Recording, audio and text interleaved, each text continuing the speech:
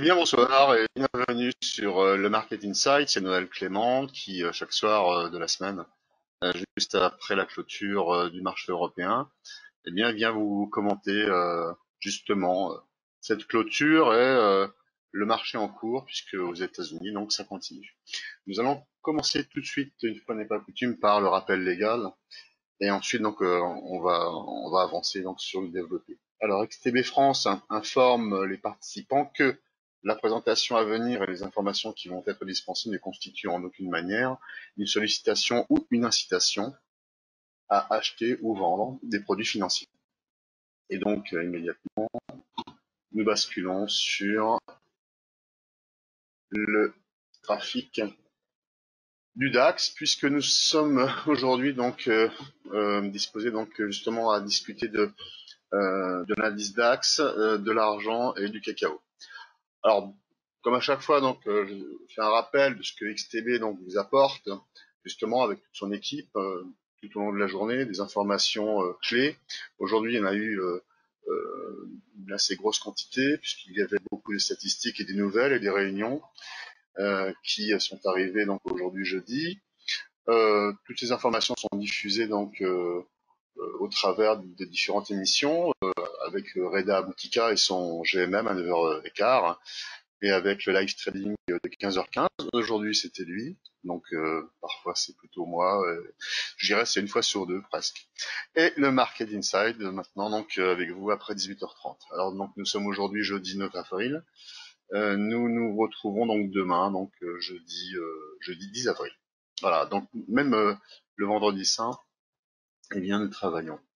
Nous parlons donc demain du CAC 40, du Nasdaq et du pétrole, puisque il semblerait donc que nous soyons donc au cœur de l'actualité. Et justement, donc cette actualité, donc il y a à l'heure actuelle donc une réunion entre les différents intervenants de l'OPEP, de l'OPEP+.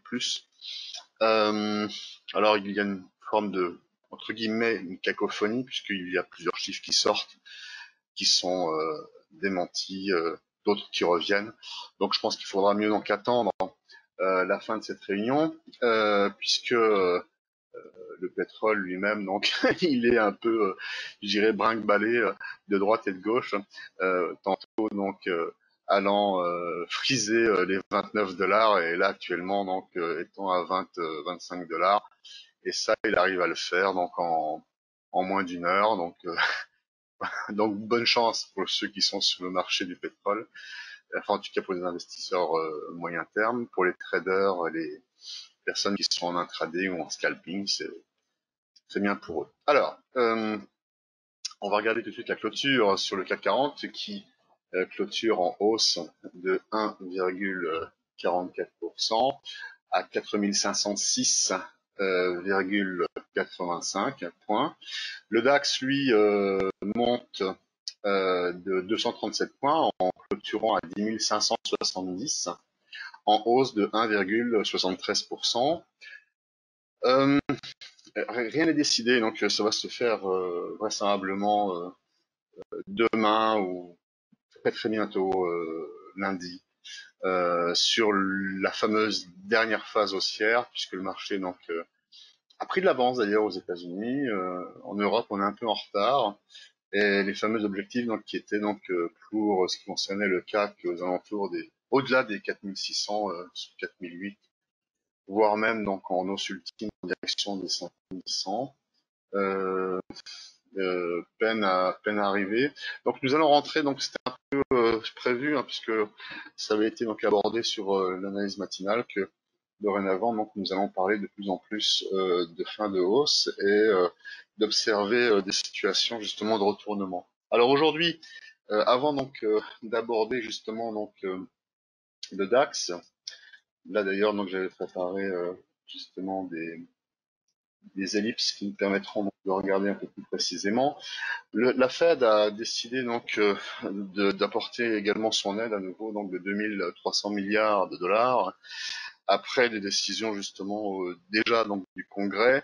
Donc d'un côté l'administration donc qui met beaucoup d'argent, maintenant la Fed, sans doute parce que elle a peur donc de voir ces aides financières de la part de l'administration donc retardées pour rentrer dans les rouages justement des collectivités locales et des ménages.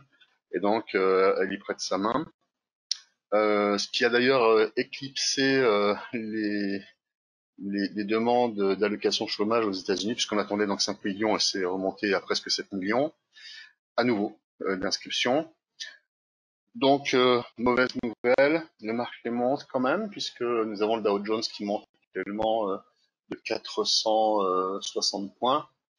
Bon, voilà, donc ce qui est aujourd'hui toujours depuis 3 semaines, c'est le fait que ces injections d'argent à un moment donné, donc forcément, donc mettent une forme de dopage dans le marché et qui permet donc justement de monter. Ça ne veut pas dire donc que la solution aujourd'hui donc est trouvée pour le coronavirus. D'ailleurs, pour que l'on ait donc un retour d'un marché haussier, il faudra de toute façon que l'on ait donc une solution justement sur ce virus. Tant que cette solution ne sera pas trouvée, il n'y aura pas de marché pérenne. C'est d'ailleurs pour cela que maintenant nous allons avoir donc les prochains résultats qui vont commencer à arriver dès la semaine prochaine aux États-Unis jusqu'à fin avril. Et donc forcément les nouvelles, les publications des résultats vont être très mauvais et assez en déconnexion avec les prévisions des analystes. Voilà, donc ça va être une période très troublée dans les jours et les semaines qui viennent. Et là, ce que l'on vient de vivre là, dans toute cette période-là, qui est donc illustrée comme je vous le montre actuellement donc sur le DAX, qui était relativement haussier, même si c'était heurté, hein, puisqu'on pouvait très bien aller côté 10 050 et revenir sur 9 000 en trois séances. Donc bon, mais c'était quand même à la hausse comparativement donc à cette baisse. Et là aujourd'hui, nous arrivons donc dans la fin d'un biseau. Alors ce biseau, est-ce qu'il est donc de cette forme? Est-ce qu'elle est un peu plus orientée vers la hausse comme cela? Forcément, ça sera très compliqué. Nous avons vu hier donc sur le live trading, et d'ailleurs on va commencer tout de suite donc en descendant en unité horaire, eh bien ce fameux biseau qui montrait que dans cette partie-là nous étions dans un range. Hein, je ne sais pas si vous vous souvenez, on en avait parlé. Et ce range, donc j'avais d'ailleurs prolongé pour montrer que le fait de l'avoir cassé à la hausse, le fait d'être revenu à nouveau donc sur cette partie basse était en définitive un backtest ou un pullback. On en a parlé avec Stéphane par rapport à une question qu'il avait posée. On peut appeler ça un throwback aussi. Donc voilà, c'est normal que l'on ait donc ce genre de retour en arrière pour après donc aller chercher donc un marché donc plus à la hausse. Simplement, ce biseau ascendant, c'est très compliqué à trader. C'est vraiment très très dur puisque on a du mal à savoir où sont les points hauts.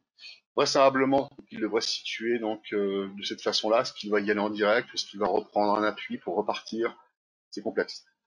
Toujours est-il que donc dans les analyses matinales, vous aurez donc des précisions justement sur comment donc s'orienter. Nous avions également regardé que ce range là, cette dérive, eh bien pouvait également se transformer à l'intérieur du biseau à une sorte de triangle rectangle haussier. Le triangle rectangle haussier donc est réputation donc statistiquement haussière. Hein, vous voyez donc toute cette partie là ici, cette pointe, et donc ce franchissement fait qu'à l'arrivée, eh bien, nous devrions avoir un objectif qui, lui, donc, nous emmènerait donc sur 12 000 points. Ça me paraît très haut, trop haut, tout simplement parce que nous avons donc des zones de résistance, mais ce n'est pas impossible. Et d'ailleurs, le marché donc aime justement faire des choses impossibles, donc à la hausse, comme on a eu les records en janvier, et à la baisse, comme on les a eu justement en février et mars. Donc effectivement, c'est comme ça qu'il fonctionne. Donc on nous prend en contre-pied, et c'est justement en prenant en contre-pied, par exemple, donc des vendeurs à découvert, qu'on arrive donc à faire des décalages aussi importants. Et de la même manière, à la baisse, quand on prend donc des acheteurs qui sont aussi à découvert, certains, puisqu'ils ont du levier, les prennent donc à revers, et donc leurs stop loss font décaler les prix à la baisse. Tout est en exagération. Donc voilà, donc là aujourd'hui, mon objectif, ce serait plutôt donc aux alentours des 11 000 points. Maintenant, donc, il y a des possibilités donc graphiques qui nous emmèneraient sous les 12 000 et plus. Donc, ce sera donc à revoir. L'autre question, d'ailleurs, là, on parle de l'argent. L'autre question aussi qui était aussi abordée, C'était à la limite pour quelle raison? Puisque ça marche si bien, donc tous les États et toutes les banques centrales ne mettent pas des milliers de milliards, puisque après tout, donc c'est comme ça que ça marche, et que le marché donc rebondit. Le problème, c'est que s'ils l'ont pas fait avant, et si justement ils ont des réticences à le faire, notamment donc pour les États-Unis, c'est que le grand risque, c'est quoi? C'est que tout simplement donc on perd confiance dans l'administration, notamment dans la banque centrale, dans les banques centrales, et notamment donc la banque centrale américaine, et de pouvoir comme ça donc injecter donc des milliers de milliards d'argent, donc de pouvoir faire fonctionner la planche à billets. Déjà, premièrement, nous avons donc déjà la conséquence d'avoir donc de l'inflation, une hyperinflation. Et derrière, à partir du moment donc où on dilue tellement donc une monnaie, eh bien cette monnaie donc risque de ne plus rien valoir par la suite. Et le grand risque, donc en jouant, si on ne maîtrise pas, et d'ailleurs on se demande s'il maîtrise, puisque c'est une situation qui n'est jamais arrivée, donc on joue un peu aux apprentis sorciers, comme d'ailleurs depuis 2008 entre guillemets avec les QI, etc. Eh bien, c'est que en jouant à cela, c'est que à force donc d'injecter donc des milliers de milliards et de la monnaie et de la diluer, les États-Unis peuvent très bien prendre le risque de perdre leur statut de première puissance mondiale, puissance financière, simplement parce qu'on pourrait perdre confiance donc dans le dollar. Et si on en arrivait là, donc ce serait donc la première force des États-Unis et c'est un énorme risque. D'un autre côté, si ça fonctionne, de toute façon le marché donc ne pourra pas remonter d'une façon pérenne à la hausse pour la simple bonne raison que à ce moment-là, si les banques centrales n'ont pas eu le courage jusqu'ici de retirer l'argent qu'ils ont injecté, là il faudra qu'ils le fassent. Et s'ils le font, eh bien forcément les investisseurs, les actionnaires ne verront pas ça d'un bon œil. Ils vont certainement faire une crise, comme ils l'ont fait donc fin 2018, où Jay Powell donc a changé d'avis sur sa politique. Mais à ce moment-là, il faudra bien que les investisseurs, donc même s'ils tapent des pieds et s'ils font une crise, il faudra bien qu'ils acceptent qu'on retire cet argent pour qu'on revienne donc à une situation saine. Voilà, guillemets fermés. On va parler donc de l'argent. Alors en Delhi, l'argent donc est un peu différent quand même de l'or, puisque ça n'est pas un actif refuge en tant que tel, puisque c'est un métaux précieux, un des métaux précieux comme le palladium, comme le platine. Bon. Le problème, c'est que c'est très utilisé dans l'industrie automobile, dans l'électronique, dans énormément de choses, et l'or aussi, mais beaucoup moins. Il est plus un actif refuge euh, pour justement donc investir, l'argent pas. Et donc, s'il n'a pas suivi donc la même orientation donc à la hausse sur les records, c'est tout simplement parce que justement donc il a une utilité industrielle. Et là, donc, on arrive sur un point dur. Et justement, donc, ce point dur, il est illustré justement par cette inversion de polarité que je viens de vous dessiner. Et également, donc, sur, justement, des moyennes mobiles et des Bollinger, des bandes Bollinger, que vous voyez, donc, comme ici, qui vous permet, donc, de voir que c'est une zone qui est approchée et qui va avoir forcément son influence baissière. Euh, je vais rajouter simplement, donc, une autre moyenne mobile, la 55, qui est donc intéressant, justement, de voir comment elle fonctionne, puisque elle nous ratifie de croisement. Et là, on voit donc aussi que ce croisement donc, est un croisement donc, mortel, vous connaissez le terme maintenant, inverse donc de la croix dorée, qui est donc très haussier. Et donc forcément, dans cette zone-là, on va avoir donc une lutte très importante aux alentours des 15,72, actuellement en cote 15,28, 15,284. Donc là, l'idée, ça serait plutôt donc de voir l'argent avoir donc une forme de structure comme celle-ci, et donc à nouveau de trouver donc des biseaux. Comme il y avait donc hier justement le festival des épaules tête épaules, et il y a aussi un festival donc des biseaux ascendants. Et il est probable que nous ayons donc ce genre de structure. Alors après derrière, je ne dis pas que là on va repartir à la baisse contrairement donc aux indices qui peuvent donc retoucher donc les points bas, voire même les dépasser à la baisse. Là par contre, ce serait plutôt donc une dérive qui serait donc orientée donc entre 15 dollars et 12 dollars. La dernière chose avant donc de passer donc sur le cacao, c'est de regarder en weekly ce que ça donne. Et donc effectivement donc on a un fort décrochage baissier. Mais globalement quand on recule, on regarde avec une vision donc un peu plus écartée, un peu plus éclatée, il n'y a pas de catastrophe. Hein. Honnêtement, quand on regarde dans ce qui se passe dans cette partie-là, ici, on dérive.